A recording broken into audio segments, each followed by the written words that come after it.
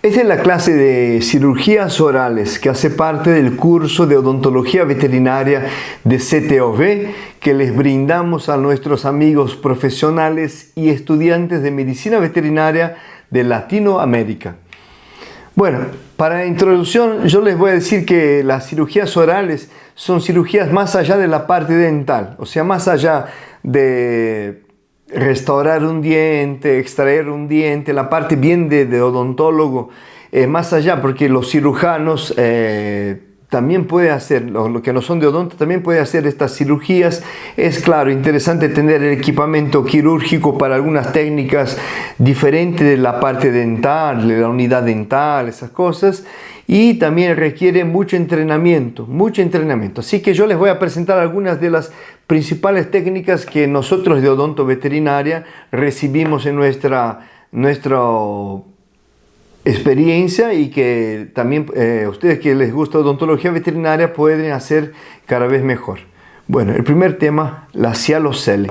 Cialocele son acúmulos de saliva cuando ocurre, cuando se tapa el ducto de la glándula salival. O sea, el animal va a tener las glándulas sublingual, mandibular, parótida, del zigomático, las glándulas salivares, las glándulas de saliva.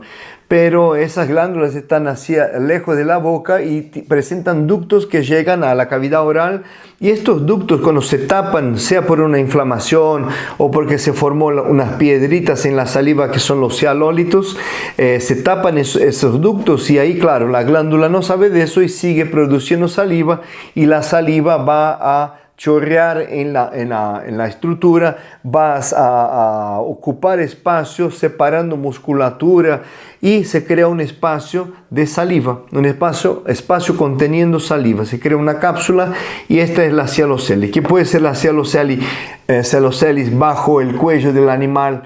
La cialocelis cervical, puede ser bajo la lengua, la cialocelis sublingual, que son los dos clásicos de la cialocelis, pero pueden ocurrir en cualquier otro lugar. Ya vi pacientes con cialocelis en la cara, en el fondo del paladar blando, o sea, en un montón de lugares. Pero lo clásico, las cialocelis cervicales, cialocelis sublinguales.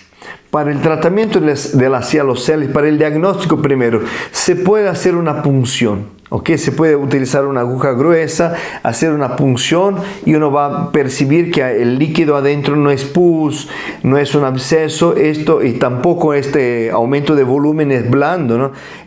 Presenta alguna neoplasia. Esto aquí va a salir el aspecto de saliva, no muy fluida, pero es un líquido que uno claramente ve que es saliva. Bueno, la punción, doctor, se hace para el diagnóstico y se hace una vez. No se repite un montón de veces como si fuera un tratamiento o una manutención de este paciente. Sino, si uno sigue a cada rato, le voy a dar el antibiótico y voy a hacer una punción. ¿Cuántas veces, doctores? Porque si uno hace un montón de veces, se empieza a formar un tejido fibroso y se empieza a formar una cápsula que después uno no va a conseguir resolver. Así que la punción, examinar qué es lo que hay dentro de esa cavidad, una vez, ok, uno determinó que es una cialocelis, cirugía. Ahí la cirugía para las cialocelis cervicales va a consistir en esvaciar toda esa saliva del lugar, sacar las glándulas que tienen que ver con esa cialocelis, si es la sublingual y mandibular, si es la glándula parótida, de dónde vino esta cialocelis. Y claro, la resolución de una cialocelis siempre es quirúrgica, ¿ok?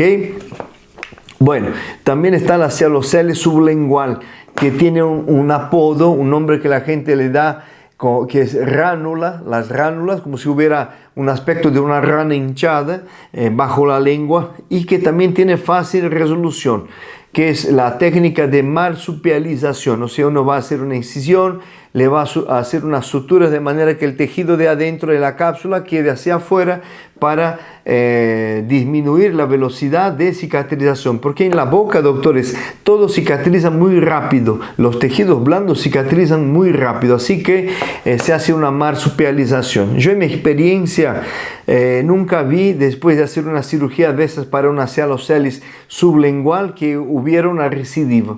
Si ocurriera eso, ahí sí se haría otra vez la marsupialización, pero ahí también se elegiría abrir el paciente y sacarle las glándulas, normalmente siempre la glándula sublingual y mandibular, que una está pegada con la otra y van las dos afuera. Ya de la sialocelis cervical ya vi alguna vez recidiva, y ahí, claro, uno tiene que buscar, si uno sacó algunas glándulas, las principales, sublingual y mandibular, pero tal vez había alguna glándula más accesoria o era de la parótida. Por eso es muy importante que sí, en la cervical puede ocurrir sí recidiva, ¿ok? Pero la resolución de la sialocelis siempre es quirúrgica y puede involucrar sacar glándulas. Y esto era la sialocelis, una cirugía que nosotros los odontos nos derivan porque está en la cavidad oral y uno termina por hacer la cirugía, ¿ok? Otro tema que nosotros nos van a derivar bastante casos, y esto sí es una cosa que para gente muy experiente, no cualquiera que está empezando en odonto, yo les sugiero no hagan esta cirugía, deriven para alguien muy experiente, porque las cirugías de hendidura palatina son cirugías que uno tiene que intentar como si uno estuviera en el penal en el final del mundial. Uno no se puede equivocar, si uno se equivocó, chao, no hay chance de cómo arreglar más. O sí hay, pero si uno tenía las 100% de chance de cerrar esta hendidura palatina y me fue mal en la técnica, que yo no tuve atención a los detalles, que ya les explico, el segundo cirujano que va a operar esto va a patear un penal. Imagínense eso, voy a patear un penal con 5 arqueros. Uy, tendría que ser un jugador extraordinario para hacer ese gol. Lo que puede ser que hasta ocurra, pero si este segundo le va mal, ya tenía 60% de chance de hacer la cirugía. Para el próximo va disminuyendo cada vez más. O sea, no se opera si uno no sabe operar la hendidura palatina. Uno tiene que entrenar 1000 veces para estar listo para esta cirugía. ¿Entendieron? Y no se puede equivocar, porque los secretos de esta cirugía es, primero, no cortar la irrigación, mantener las arterias cuando uno hace un colgajo de un lado para el otro, no dejar que el tejido tenga tensión. Si el tejido presenta tensión, va a romper la sutura, se va a abrir todo. Y cuando se abre la herida, uno no puede operar al toque a la otra semana. Uno tiene que esperar como algunos meses para que el organismo organice mejor los tejidos y la irrigación, y uno ver si uno va a tener ese 60% de chance de una segunda cirugía. ¿Entendieron? Otra cosa que en cirugía de paladar, hendidura palatina, no se utiliza electrocauterio, no se utiliza el bisturí eléctrico, no se utiliza láser. Yo no utilizaría en estas cirugías de hendidura palatina, y siempre todo el cariño y toda la atención para los detalles, para que uno no esté haciendo mal la sutura, dejando tejido con tensión. Siempre suturar los tejidos encima de superficie ósea. Uno no puede suturar en el medio, al vacío, porque si no se abre toda la sutura. Así que para hendidura palatina es muy importante aprender. Hay un montón de técnicas de hendidura palatina, los colgajos para cada situación, ¿ok? Aquí tenemos un paciente del profesor Marco Antonio Gioso. Esto será del 99 o 2000, estas figuritas. Y aquí le hizo un colgajo dando la vuelta de este tejido para ingresar al otro. Ven que aquí quedó el hueso expuesto, y siempre la gente pregunta: doctor, pero el hueso expuesto queda así. Yo recién les dije que en la boca los tejidos cicatrizan muy rápido, que incluso se empieza a formar tejido de granulación, se epiteliza este tejido, e incluso yo les cuento, hasta se vuelven a formar las arrugas palatinas. O sea, es así que resolvemos las hendiduras palatinas, con cirugías. Esta, tal vez de todas las cirugías que yo les voy a presentar, es una de las más difíciles. Es una de las más difíciles porque uno no se puede equivocar para nada, que si no le vas a hacer mal al paciente y vas a dejar empeorado la segunda chance de cirugía. Así que en esta aquí uno no se puede equivocar. Preferentemente yo les siempre sugiero, deriven a alguien con mucha experiencia en esta cirugía. Pero él hizo ya unas 3, 4. No, la persona tiene que haber hecho un montón, decenas o centenas de estas cirugías, no 1 o 2 veces, porque es complicado. Otra problema que los pacientes pueden presentar y que suelen venir al odonto veterinario son los problemas de hiperplasia gingival, hiperplasia de la encía.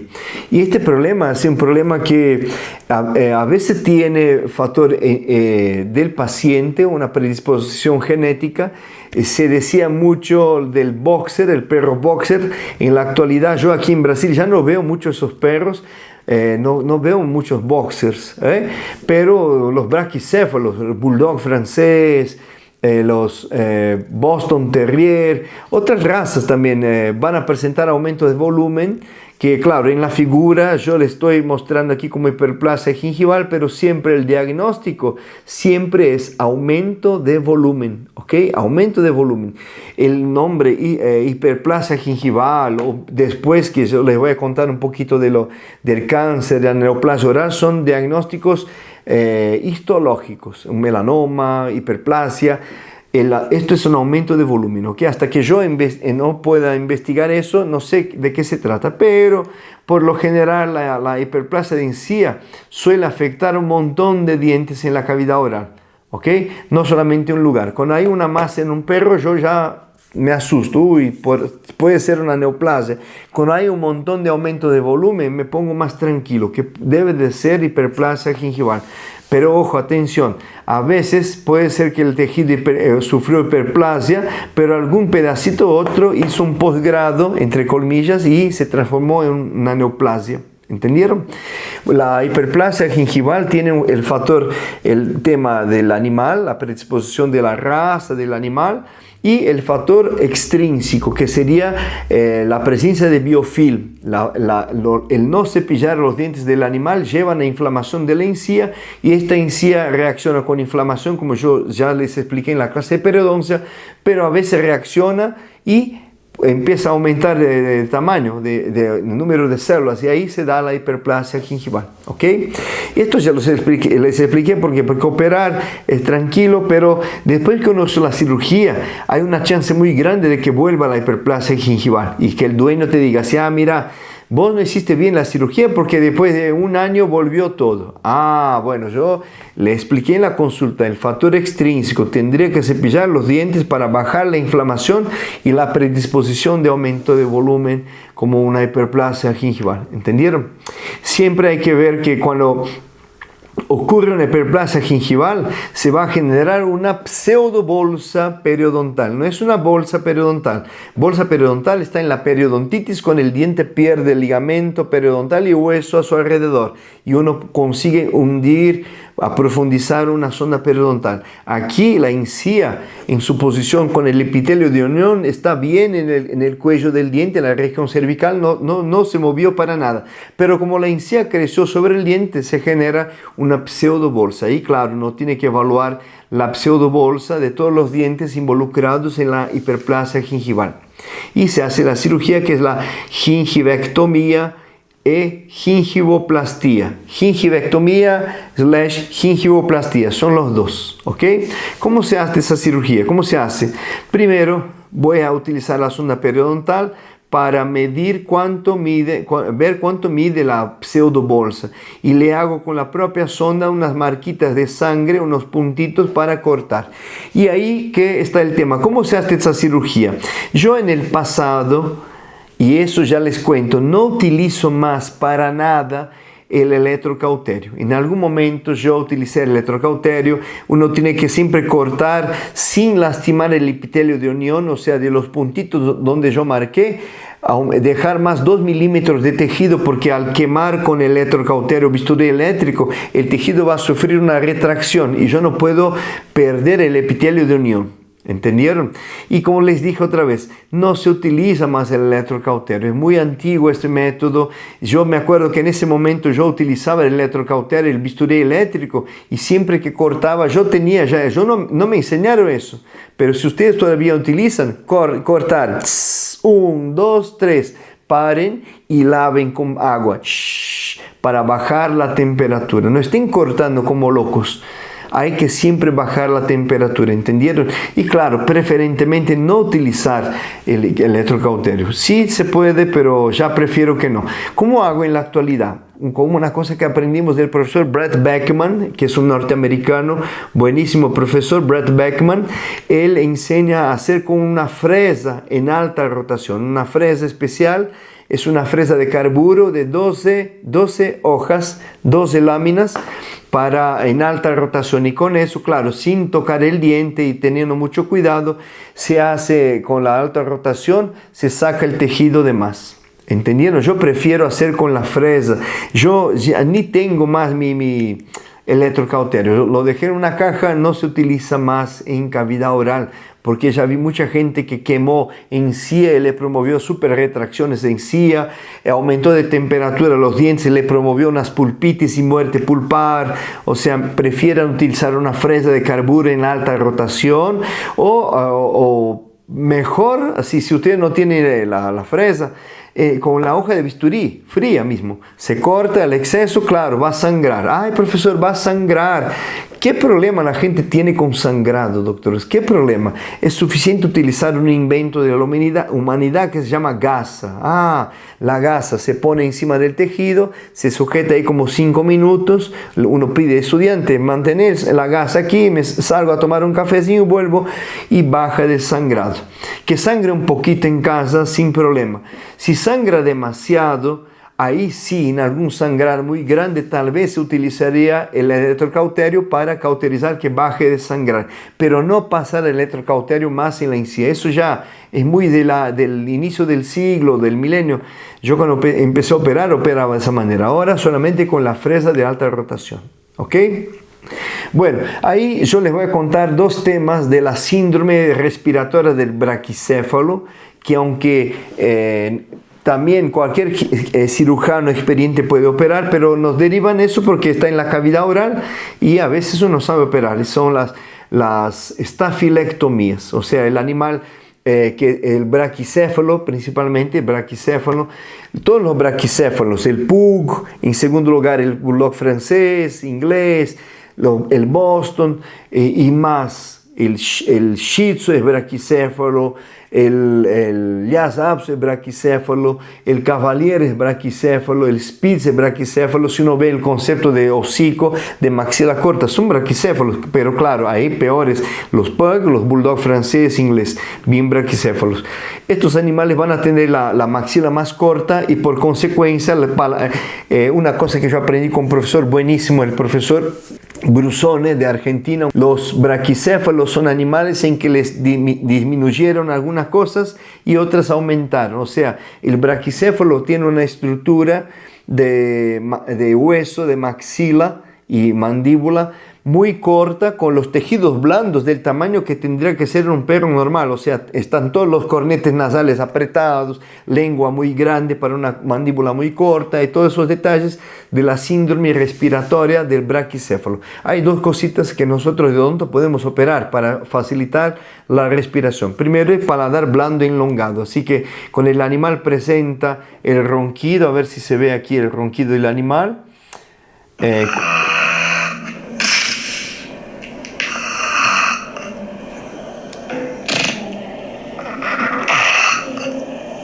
Basta. Ay, el ronquido, ellos presentan eso, uno tiene que ayudarlos para operando el paladar blando. Así que el paladar blando se está sobreponiendo, está tapando el epiglotis, que no consigue moverse, y ahí viene el sonido de ronquido. Así que uno tiene que ayudarlo. Y claro, yo les cuento una cosa de la literatura: preferentemente operar con menos de 2 años. Pero doctor, en esa edad todavía no tiene mucha sintomatología. Bueno, si uno ve que es un braquicéfalo, ya va a tener el paladar blando un poquito enlongado. Como prevención se hace la cirugía antes de los 2 años. Mismo que la persona, así si la persona tiene conciencia, va a ver que eso le va a facilitar la respiración, ¿ok? Bueno, siempre se opera ya ahí, uno ve el animal de decúbito external, uno tiene que atar la maxila así en algún lugar para dejar la boca bien abierta y uno va a hacer la estafilectomía. La estafilectomía es disminuir el paladar blando que yo estoy tirando en mi dirección, estoy jalando en mi dirección y se corta, se sutura. Claro, esos detalles de cómo se hace la cirugía en el curso diplomado de odontología veterinaria te enseñamos esto.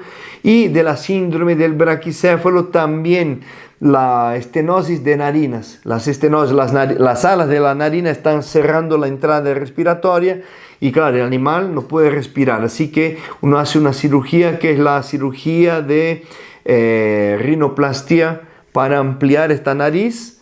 Claro, uno va a cortar una cuña, se sutura y el animal puede respirar mejor. También los detalles les enseñamos en el diplomado con videos paso a paso de cómo se hacen estas cirugías. Yo en la actualidad hago las cirugías de estafilectomía y también de la estenosis de narina con láser, ¿ok? Láser de alta potencia. Es lo mejor que hay. En verdad siempre yo digo, lo mejor es la experiencia del cirujano. No, el láser no es el sabre Jedi que yo hice en 2 segundos y corté. No, incluso a veces hasta tarda más que operar de cortar y suturar, ¿entendieron? Pero claro, aunque yo utilizo láser en la actualidad, pero uno tiene que estar listo para la técnica, lo clásico, ¿entendieron? Como dice del seriado El Eternauta, si ustedes vieron, lo viejo funciona, a veces que si me va mal el láser o a veces el tejido es difícil de cortar con el láser, a veces es difícil, uno tiene que saber lo viejo, lo antiguo, lo clásico que es cortar y suturar, ¿ok? Y más el último tema aquí de las cirugías orales, que es muy interesante, que si esto nos derivan los casos, los pacientes te buscan porque sos odontólogo y trabajas con boca, que la primera cosa que yo les enseño, y yo claro, hice un montón de consultas de neoplasia por muchos años, muchas décadas, 2 décadas trabajaron con eso, pero en la actualidad lo que yo opino es que si el paciente tiene una neoplasia oral, claro que uno va a recibir el paciente, le tiene que explicar de la gravedad del caso, pero enseguida derivar para el oncólogo. El oncólogo tiene que hacer la consulta. Tal vez hasta hace la cirugía, pero la gran parte de los oncólogos no son cirujanos, pero sí existen buenísimos cirujanos oncólogos. Pero el tema es que ustedes de odonto, nosotros de odonto no tenemos más que recibir el paciente y proponer mandibulectomía o maxilectomía sin que pase por un oncólogo. Lo correcto, lo moderno, es que vaya a un oncólogo, haga la consulta, ahí va a hacer estadiamiento de la neoplasia, le va a pedir el TAC, la tomografía, radiografía, ecografía de abdomen, va a hacer todo el tema, incluso va a proponer de que tal vez necesite de quimioterapia, radioterapia, electroquimioterapia, hay muchas técnicas que se pueden utilizar. Y nosotros de odonto o los cirujanos que hacen las mandibulectomías son parte del tratamiento. Yo soy de una época que nosotros ya éramos el tratamiento. Venía con la neoplasia, se sacaba mandíbula y listo. En la actualidad no. En la actualidad uno tiene que trabajar junto con el oncólogo y después que él te pidió ayuda, mira doctor, necesito que saque la mandíbula. Uno va, hace la cirugía, devuelve para el oncólogo para que él siga todo el tratamiento, porque en la actualidad algunos tumores sí que presentan respuestas buenas a quimioterapia, a radioterapia, electroquimioterapia, como yo les dije antes, así que no se trabaja solo, es muy antiguo, muy anticuado. Como yo trabajaba solo, ahora siempre con un oncólogo. Así que vamos a encontrar las neoplasias benignas. Este es un aumento de volumen hasta que yo le haga la biopsia, le pida el histopatológico, es aumento de volumen. Después que sale el resultado, ahí sí yo puedo decir que esto, por ejemplo, era un fibroma odontogénico periférico. Puede ser que sí, este oscuro, de consistencia friable, con mucha reabsorción ósea, de crecimiento muy rápido, es un aumento de volumen hasta que yo le haga la biopsia, le mande para histopatológico y ahí te digan, esto es un melanoma, el melanoma oral horrible, es de pronóstico malísimo, ¿ok? Y claro, algunos diferentes de este paciente con este aumento de volumen gigante era un paciente con un condrosarcoma. No, perdón, con neurofibroma era. Y un desastre, y dijeron, no se puede operar. Hicimos la cirugía y bueno, son cosas que uno va a aprender a hacer. Mandibulectomías, maxilectomías, ¿ok? Sacar ojo, maxila, son cosas que uno va a hacer en la odontología veterinaria, infelizmente, pero para el bien del paciente. ¿Por qué? Porque uno tampoco no puede dejar de operar, porque a mí no me gusta, tengo miedo, me da impresión. Bueno, entonces deriva a alguien que sepa hacer, que no tenga miedo y que tenga experiencia de operar rápido. ¿Por qué? Porque estas cirugías, yo en mi experiencia las hago en 1 hora, máximo 1 hora y 30, no pueden pasar de tiempo. Si uno tarda 5 horas en una maxilectomía o mandibulectomía, está mal. Aunque salga linda la cirugía, tardar demasiado en la anestesia está en los papers en la actualidad, en los artículos científicos. Cuando uno tarda demasiado, la anestesia hace con que baje la inmunidad y principalmente en pacientes con cáncer aumenta chance de metástasis. Así que hay que entrenar. Todas estas cirugías que yo les expliqué en esta clase hay que entrenar un montón para que uno se sienta muy seguro. ¿Ok? ¿Qué, profesor, quiere aprender más? ¿Querés aprender más? Otra vez, yo te invito a que hagas el diplomado de odontología veterinaria, la TAM CTOV, el primer diplomado internacional en español con clases en nivel de especialización. Son 8 meses de clase, una clase por semana. Yo te paso el video para que veas en la página, está el video. Tenés ahí una semana para ver y jueves a la noche, reunión de esa clase con el profesor que dictó la clase para las dudas. También tenemos el certificado con sello del MEC, Ministerio de Educación de Brasil, que va a valorar más este certificado en nivel académico para tu trabajo, ¿ok? Así que yo te pido, acceda a odontologiaveterinaria.net y inscríbete en este curso y yo espero que les haya gustado esta clase. Dejo aquí mi contacto de Instagram y si tienen algún comentario yo les agradezco y bueno, es eso. Muchas gracias por acompañar este curso y espero que les haya gustado.